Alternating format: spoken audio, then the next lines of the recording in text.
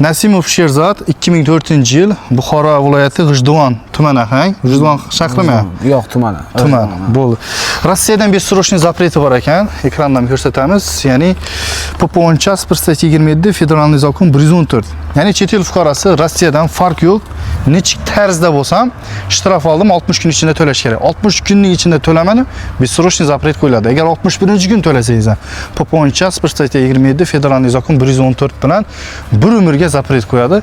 Non sababdan shtraf olgansiz. Endi aka ishlab o'tirgan joydan xullas registratsiyam chiqmadi aka. MVD xodimlari kelib qoldi.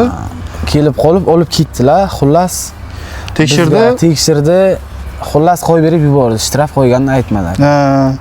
5000 rubl qo'ydi dedingiz. 5000 rubl shtraf. Xullas shtraf qo'ygan, rekvizitlarni qo'lina bermagan. Men buni to'lakki deb shunatib bermagan. Bular bilmaydi, oradan vaqt o'tgan, yuraverganlar Rossiyada ishlab, qarasa kirdi chiqdi-da, o'zi ma'lum bo'lib qolgan. Xudo xolasa ishingiz sud orqali ko'rilib chiqadi. Moskvada ishonchli advokatlarimiz bor. Sankt-Peterburgda qo'yilgan ekan.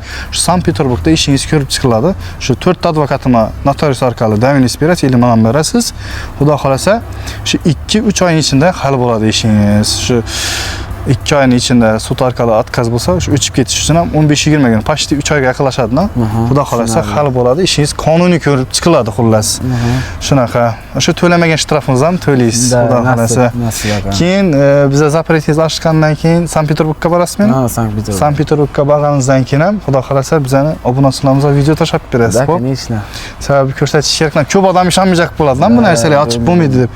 3 yillik, 5 yillik, 10 yillik deport zapretlaringiz yo'q, aka. Sud orqali выдворение bo'lmagansiz, bez dokument yurgan deb. Bu narsalar bo'lmagan, aka. Yo'q, unaqa narsa bo'lmaydi. 100% o'yinsiz. 100% o'yinsiz. Sababi 3 yillik, 5 yillik, 10 yillik deport zapretlarni, выдворениyalarni, ya'ni ekrandan qo'yaman, pasport o'rtasına pechat bosadi.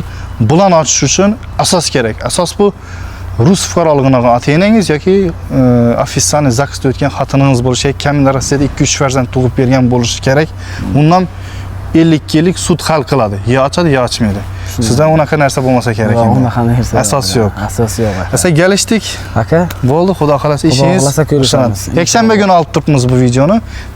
Dushanba kuni ertaga xudo xolasa notariusga borib, davenist berasiz, tashlab beraman hamma narsani. Inshaalloh aka. Bo'ldi. Ko'rishguncha rahmat aka. Bo'ldi.